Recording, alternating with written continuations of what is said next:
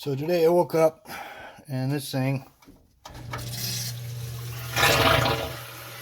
basically running like that. And it's just running non-stop. So I gotta end up replacing it. But it's really musty and hot.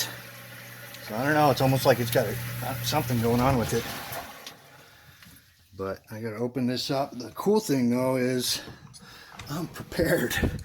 I actually, and this is a good note for people. I had this sitting here just waiting just in case, because I've got two sump pumps in the house, and I figured, well, it's always good to have one just in case, and this is going to turn out to be that day. So it's the same pump. I just ordered it, I don't know, a year and a half ago. But, I have to replace it now, but at least I've got it, and I don't have to have like a $1,500 bill or emergency shipping, you know, that kind of thing. So if you can think about critical things like this, like a sump pump, try to have a part handy, and then that way you can save yourself. All right, have a good day.